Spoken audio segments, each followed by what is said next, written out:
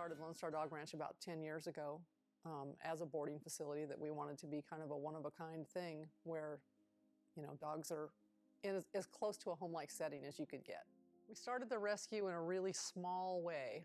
I mean, we have a boarding business here, and we went and got a dog out of a shelter and thought it might be kind of fun to see if we can't bring a dog out and show it every day like we show the dogs here at the ranch. We had a real small following, about 200 people, and I asked them, would you guys be willing to donate to their medical expenses?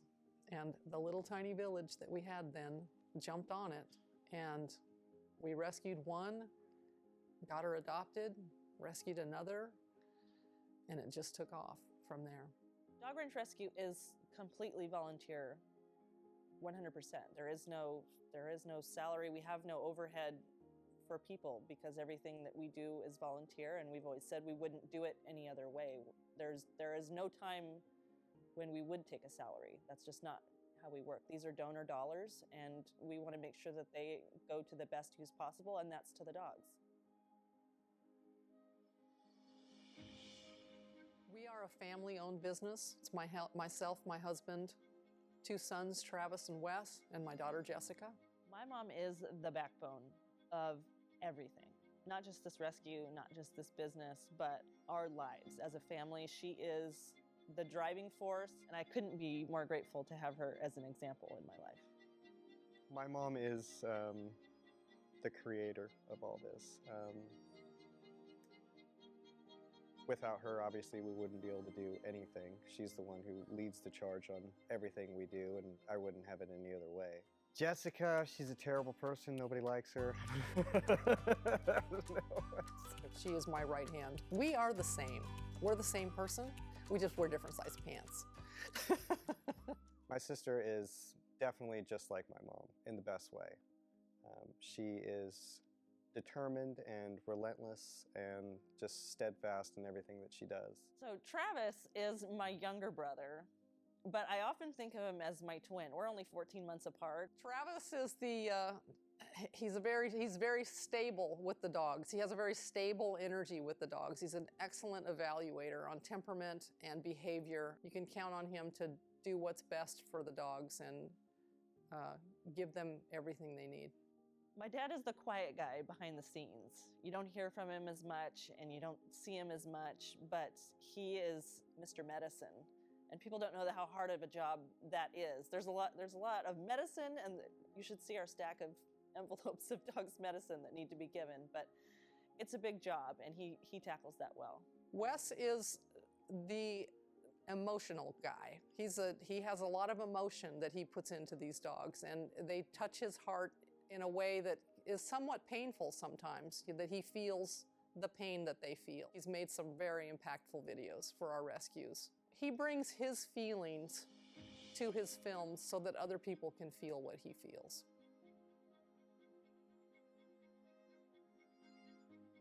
I remember early on I would say, we're just gonna keep it to 10. Gonna keep it to 10 or 12. It's gotta keep it to 10 or 12. And we tried really hard to do that. But there's so much need. There are so many dogs that are desperate for help. Puppy Mills, as we know it, is a commercial breeder, which just means that they breed a lot of dogs for money. That's their job. That's how they make their living. These generally exist in the Midwest because they have more lenient restrictions on how they get to do that.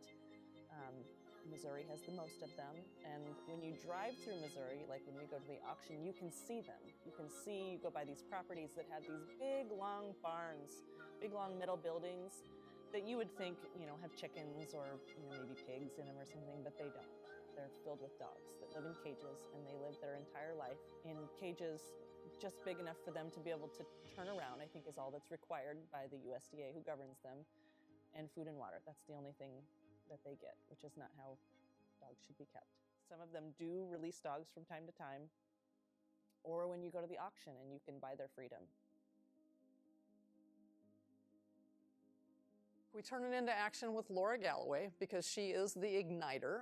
Laura does what none of us can do, which is just the phone calls and the emails and the paperwork and all the legal stuff. She has a network of rescues, shelters. We see a dog in need, she puts the call out immediately to either tag that dog in a shelter, or we have somebody who's made us aware of this dog in this situation, and she's just on it. So when we bring a dog in, we first take them to our veterinarian, who does a very thorough exam.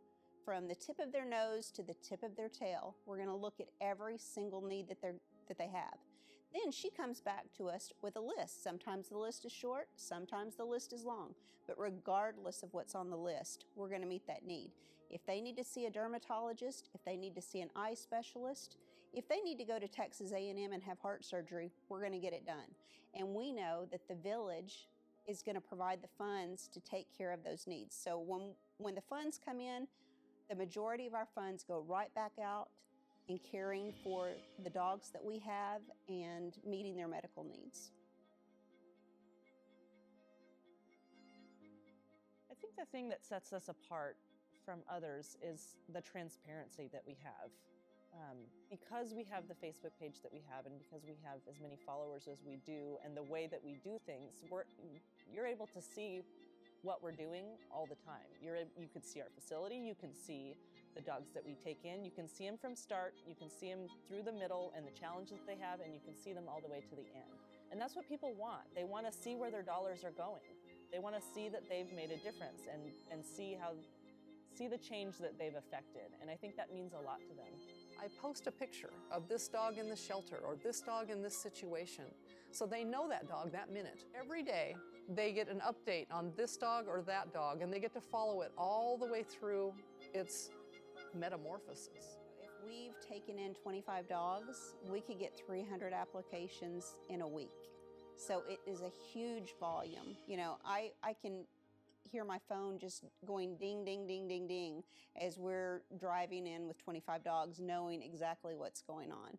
People start seeing their photos and hearing their stories, and they want to adopt, you know, not only because they see a dog that they like, but they want to make a difference and they want to become involved in what we're doing. We rescue mill dogs, we rescue shelter dogs, we have owner surrenders, we have dogs who are on death's door. And I just encourage people to take a look, because all you have to do is come onto our page and just scroll around for a while, and it won't take you long to figure out who we are and what we do.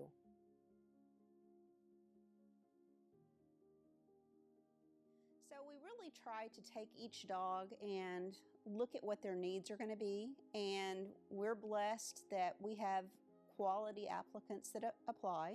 And I simply start through the applications and begin looking at what each family has to offer and what their wants are, and I work really hard to match those with the needs of a dog. The other thing that we do is we have a secondary Facebook page called Dog Ranch Rescue Happy Tales.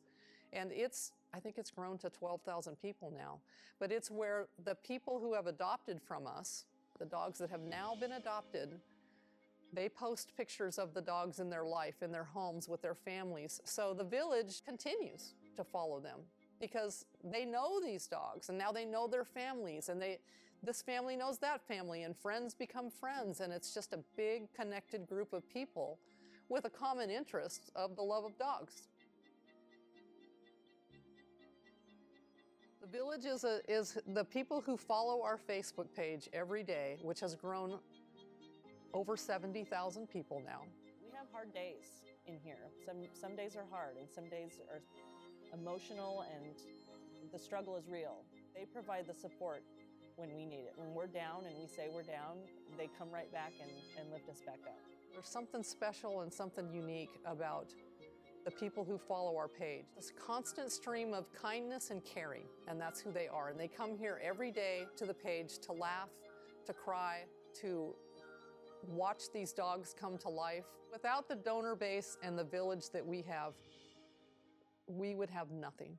We've had 3 Bordeaux's down in the tip of Florida that we had to try to get to Texas. And we were able to reach out to the village and get those dogs brought across the country. So no matter how big the problem is or how small it is, the village is there for us. They're participating with us, and we can move mountains together.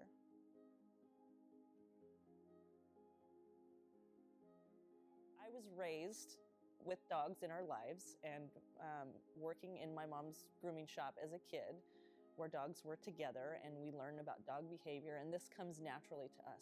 The reason that I do this work is because I've found that I had a need within myself, that giving of myself in this way and being able to make a difference, doing something for these helpless dogs and then being able to join with other like-minded people is just a really joyous experience. Ever since I was little, always having a large pack of dogs in my house and working for my mom at a grooming shop with the same type of open atmosphere.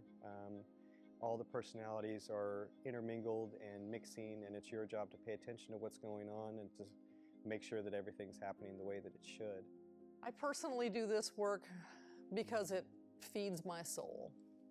It's rewarding, it never gets old to help these dogs and to see the transition and to watch them go into their new lives. My whole life has been dogs, my whole life. I've been a groomer since I was 18 years old. I won't tell you how many years ago that was, but it's been a long time.